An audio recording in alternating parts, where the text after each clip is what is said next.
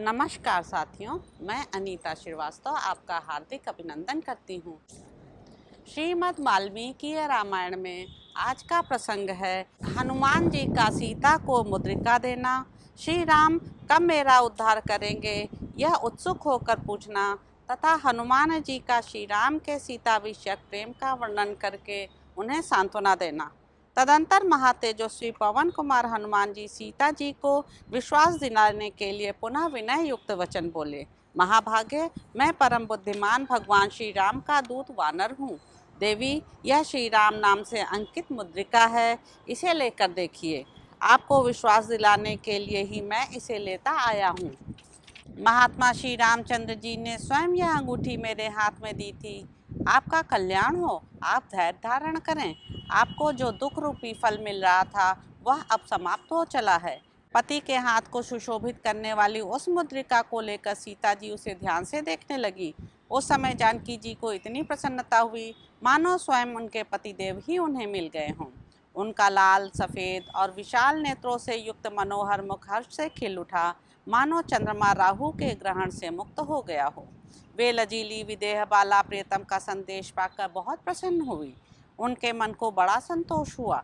वे महाकपि हनुमान जी का आदर करके उनकी प्रशंसा करने लगी। वानर श्रेष्ठ, तुम बड़े पराक्रमी, शक्तिशाली और बुद्धिमान हो, क्योंकि तुमने अकेले ही इस राक्षसपुरी को पददलित कर दिया है। तुम अपने पराक्रम के कारण प्रशंसा के योग्य हो, क्योंकि तुमने मगर आदि जंतुओं से भरे हुए 100 योजन विस्तार वाले महासागर को लांघते समय उसे गाय की खुरी के बराबर समझा, इसलिए प्रशंसा के पात्र हो। वानर शिरोमणि, मैं तुम्हें कोई साधारण वानर नहीं मानती हूँ, क्योंकि तुम्हारे मन में रावण जैसे राक्षस से भी न तो भय होता है न घबराहट ही। कपिशेष, यदि तुम्हें आत्मज्ञानी भगवान श्री राम ने भेजा है तो तुम अवश्य इस योग्य हो कि मैं तुमसे बातचीत करूं। दूरदर्श वीर श्री रामचंद्र जी विशेषतः मेरे निकट ऐसे किसी पुरुष को नहीं भेजेंगे जिसके पराक्रम का उन्हें ज्ञान न हो तथा जिसके शील स्वभाव की उन्होंने परीक्षा न कर ली हो। सत्य प्रतिज्ञ एवं धर्मात्मा भगवान श्री राम सकुशल हैं तथा सुमित्रा का आनंद बढ़ाने वाले महातेजस्वी लक्ष्मण भी स्वस्थ एवं सुखी हैं। यह जानकर मुझे बड़ा हर्ष हुआ है और यह शुभ संवाद मेरे लिए सौभाग्य का सूचक है। यदि ककुष्ठ कुलभूषण श्री राम सकुशल हैं तो वे प्रलय काल में उठे हुए प्रलयंकर अग्नि के समान कुपित हो समुद्रों से घिरी हुई सारी पृथ्वी को दग्ध क्यों नहीं कर देते हैं, अथवा वे दोनों भाई देवताओं को भी दंड देने की शक्ति रखते हैं। मैं समझती हूँ कि अभी मेरे दुखों का अंत नहीं आया है। अच्छा, यह बताओ, पुरुषोत्तम श्री रामचंद्र जी के मन में कोई व्यथा तो नहीं है? वे संतप्त तो नहीं होते? उन्हें आगे जो कुछ करना है उसे वे करते हैं या नहीं? उन्हें किसी प्रकार की दीनता या घबराहट तो नहीं है? वे काम करते करते मोह के वशीभूत तो नहीं हो जाते? क्या राजकुमार श्री राम पुरुषोचित कार्य करते हैं? क्या शत्रुओं को संताप देने वाले श्री राम मित्रों के प्रति मित्र भाव रखकर साम और दान रूप 2 उपायों का ही अवलंबन करते हैं तथा शत्रुओं के प्रति उन्हें जीतने की इच्छा रखकर दान, भेद और दंड, इन 3 प्रकार के उपायों का ही आश्रय लेते हैं? क्या श्री राम स्वयं प्रयत्न पूर्वक मित्रों का संग्रह करते हैं? क्या उनके शत्रु भी शरणागत होकर अपनी रक्षा के लिए उनके पास आते हैं? क्या उन्होंने मित्रों का उपकार करके उन्हें अपने लिए कल्याणकारी बना लिया है? क्या वे अपने मित्रों से भी उपकृत या पुरस्कृत होते हैं? क्या राजकुमार श्री राम कभी देवताओं का भी कृपा प्रसाद चाहते हैं, उनकी कृपा के लिए प्रार्थना करते हैं? क्या वे पुरुषार्थ और दैव दोनों का ही आश्रय लेते हैं? दुर्भाग्यवश मैं उनसे दूर हो गई हूँ। इस कारण श्री रघुनाथ जी मुझ पर स्नेहहीन तो नहीं हो गए हैं? क्या वे मुझे कभी इस संकट से छुड़ाएंगे? वे सदा सुख भोगने के योग्य ही हैं, दुख भोगने के योग्य कदापि नहीं हैं, परंतु इन दिनों दुख पर दुख उठाने के कारण श्री राम अधिक खिन्न और शिथिल तो नहीं हो गए हैं? क्या उन्हें माता कौशल्या, सुमित्रा तथा भरत का कुशल समाचार बराबर मिलता रहता है? क्या सम्माननीय रघुनाथ जी मेरे लिए होने वाले शोक से अधिक संतप्त हैं? वे मेरी ओर से अनमनस्क तो नहीं हो गए हैं? क्या श्री राम मुझे इस संकट से उबारेंगे?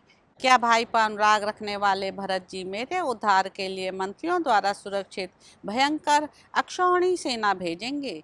क्या श्रीमान वानर राज सुग्रीव दांत और नखों से प्रहार करने वाले वीर वानरों को साथ ले मुझे छुड़ाने के लिए यहाँ तक आने का कष्ट करेंगे? क्या सुमित्रा का आनंद बढ़ाने वाले शूरवीर लक्ष्मण, जो अनेक अस्त्रों के ज्ञाता हैं, अपने बाणों की वर्षा से राक्षसों का संहार करेंगे? क्या मैं रावण को उनके बंधु बांधवों सहित थोड़े ही दिनों में श्री रघुनाथ जी के द्वारा युद्ध में भयंकर अस्त्र शस्त्रों से मारा गया देखूंगी? जैसे पानी सूख जाने पर धूप से कमल सूख जाता है, उसी प्रकार मेरे बिना शोक से दुखी हुआ श्री राम का वह सुवर्ण के समान कांतिमान और कमल के सदृश सुगंधित मुख सूख तो नहीं गया है? धर्म पालन के उद्देश्य से अपने राज्य का त्याग करते और मुझे पैदल ही वन में लाते समय जिन्हें तनिक भी भय और शोक नहीं हुआ, वे श्री रघुनाथ जी इस संकट के समय हृदय में धैर्य तो धारण करते हैं ना?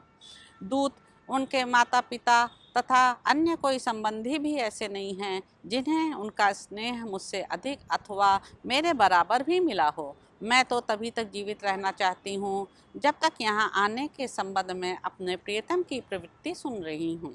देवी सीता वानर श्रेष्ठ हनुमान के प्रति इस प्रकार महान अर्थ से युक्त मधुर वचन कहकर श्री रामचंद्र जी से संबंध रखने वाली और उनकी मनोहर वाणी पुनः सुनने के लिए चुप हो गई।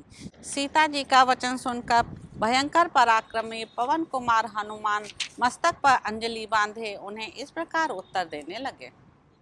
देवी, कमल नयन भगवान श्री राम को यह पता ही नहीं है कि आप लंका में रह रही हैं, इसलिए जैसे इंद्र दानवों के यहाँ से सची को उठा ले गए हैं, उसी प्रकार वे शीघ्र यहाँ से आपको नहीं ले जा रहे हैं। जब मैं यहाँ से लौट कर जाऊँगा तब मेरी बात सुनते ही श्री रघुनाथ जी वानर और भालुओं की विशाल सेना लेकर तुरंत वहाँ से चल देंगे। ककुष्ठ कुलभूषण श्री राम अपने बाण समूहों द्वारा अक्षोभ्य महासागर को भी स्तब्ध करके उस पर सेतु बांधकर लंकापुरी में पहुँच जाएंगे और उसे राक्षसों से सूनी कर देंगे। उस समय श्री राम के मार्ग में यदि मृत्यु, देवता अथवा बड़े बड़े असुर भी विघ्न बनकर खड़े होंगे तो वे उन सब का भी संहार कर डालेंगे। आर्य, आपको न देखने के कारण उत्पन्न हुए शोक से उनका हृदय भरा रहता है, अतः श्री राम सिंह से पीड़ित हुए हाथी की भांति क्षण भर को भी चैन नहीं पाते हैं। देवी, मंदर आदि पर्वत हमारे वास स्थान हैं और फल मूल भोजन, अतः मैं मंदराचल, मलय, विंध्य, मेरु तथा दरदुर पर्वत की और अपनी जीविका के साधन फल मूल की सौगंध खाकर कहता हूँ कि आप शीघ्र ही श्री राम का नवोदित पूर्ण चंद्रमा के समान वह मनोहर मुख देखेंगी, जो सुंदर नेत्र, बिंब फल के समान लाल लाल होंठ और सुंदर कुंडलों से अलंकृत एवं चित्ताकर्षक है। विदेह नंदनी, ऐरावत की पीठ पर बैठे हुए देवराज इंद्र के समान प्रश्रवण गिरी के शिखर पर विराजमान श्री राम का आप शीघ्र दर्शन करेंगी। कोई भी रघुवंशी न तो मांस खाता है न मधु का ही सेवन करता है, फिर भगवान श्री राम इन वस्तुओं का सेवन क्यों करते?